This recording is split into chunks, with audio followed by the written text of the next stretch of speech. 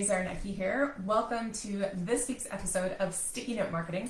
If this is your first time joining me, welcome. I'm Mary Zarnecki. I am a business coach and marketing strategist for small businesses as well as large global brands. So no matter what size business, I've got a couple tips and tricks up my sleeve for you. So today's topic is coming straight from some of the conversations I've been having with some people in my Facebook community as well as a few of my clients. And the challenge I've gotten from them is, hey Mary, I don't really need to worry about branding, right? You know, I'm just a small to medium sized business. I'm not one of the big guys, right? I'm not Coca-Cola. I don't really have to worry about branding. I don't really have time to worry about that, right? And I say, no. Branding is one of those essential things, no matter what size business you are, whether you're a single solopreneur working on a side hustle, or whether you are a global brand or aspire to be a global brand. So why is branding so important? What we're going to do is I'm going to share 5 big benefits that focusing on branding, and it doesn't have to take a lot of time, but this just small amount of focus on branding can bring these key benefits to your business. And I'm going to also be sharing with you my 3-part formula. It's called the 6-pack formula.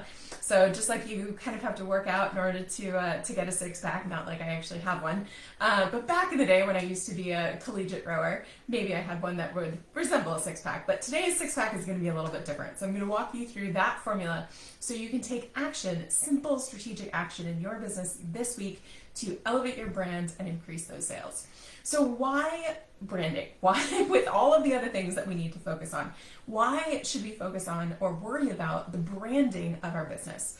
So number 1, branding helps you stand out in a sea of sameness. So one of the examples I use in workshops I teach as a faculty member for the Association of National Advertisers is that when we need to climb out of the sea of sameness, it's kind of like poor Indiana Jones getting stuck in that snake pit.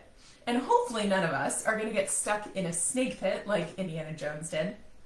But we have the trap every day we can fall into of that snake pit of sameness, that sea of sameness, where we become replaceable in the minds and the wallets of our target buyers, of our target audience.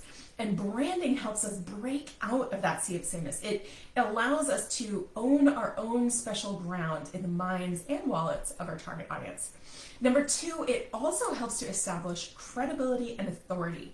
Have you ever kind of wondered whether a brand or a business that you were considering working with was legitimate because they didn't quite look professional or they didn't really seem to have it all together?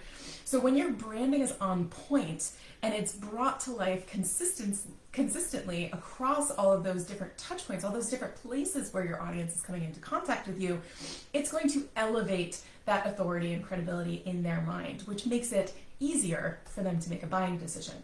Number 3, it also helps with consistency, and it makes it easier for you. It saves you time as a business owner, because all of a sudden, if we have clear, consistent branding, then we don't have to worry about, oh, is this post going to work for me? Or is this type of content right for me? Or is this advertising opportunity right for me? Because you have a clear strategy that allows you to say very easily, very simply, and very quickly, yes or no.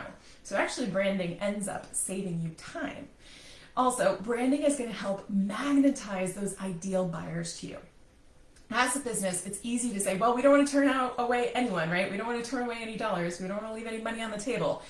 But the more time you waste on those buyers who aren't going to stick around for the long haul or aren't going to be a good return on your acquisition investments, basically they're going to take more from your business than they're going to be giving back in terms of financial investment.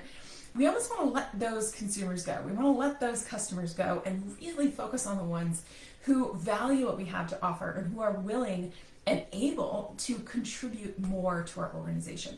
So we want to make sure that we're attracting those ideal clients, the ones that of all the people we could be serving, who should we be serving? So branding really magnetizes those ideal buyers to you.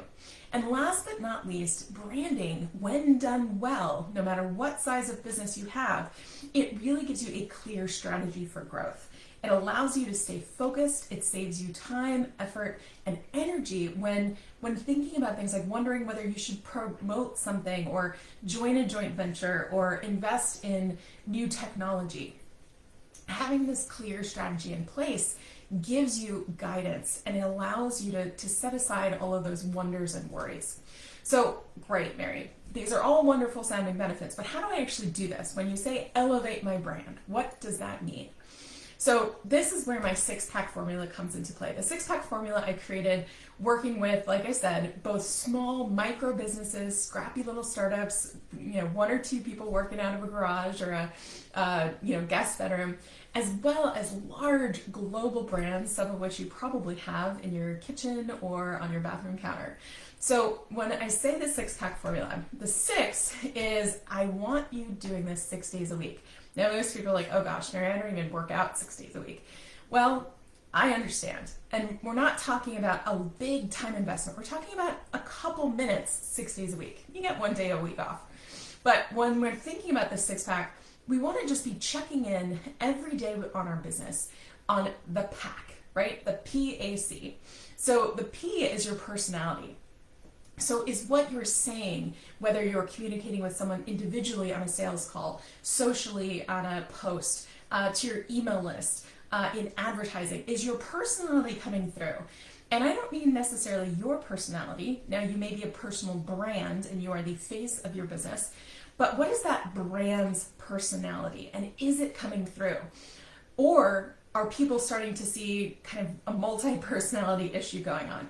So do you sound one way in email, but show up in a different way when you're talking to someone one-on-one or maybe in a networking event?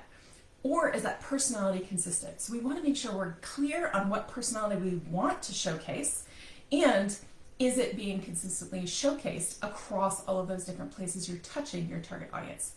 Number 2, the P, now the A of the pack, is going to be attract. How are you putting out information out there that is going to attract those ideal customers? And is your branding attractive to the people that you want to work with? So for example, if you want to work with people who are maybe highly technical, maybe your target audience is programmers or people who work in finances or numbers, is your branding attractive to those people? Is it giving the right kind of environment, of the right kind of feeling to that target audience, to make them feel comfortable, to make them feel like, yeah, I can just tell that this brand is for me, this business is for me, because they look and feel like something that feels comfortable to me. So we want to make sure that it is attractive to the kind of people we want to bring into our business, that it doesn't conflict with the kind of people we want to serve. And last but not least, we talked about the P, the personality, the A, the attract, the C of our pack is going to be, is it consistent?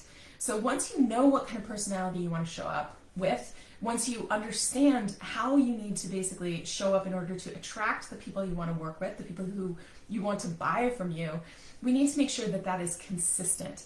So are we 6 days a week, or at least a couple to start, consistently putting that branding out to them in a way that's meaningful to them? Are we communicating consistently on social? Are we communicating consistently on email? Whatever your chosen mediums and methods of communication are, we want to make sure they're consistent and that our brand is showing up consistently as that character, as that brand character that you've decided clearly who you are going to show up as. So that's my 6-pack formula for you today to implement this week to clarify your brand, to elevate your brand, and to make your brand make you more money in your business. So if you have any questions, I'd love to hear them below. And I invite you to join us in my free community, which I will drop the link for. But it's a great community of entrepreneurs at all different levels, professionals who might have a little bit of an entrepreneurial bent while still accelerating their career. But I invite you to come in, join the conversation, and let me know what questions you have about either establishing or elevating your brand in your business. All right, I will see you guys on next week's episode. Cheers.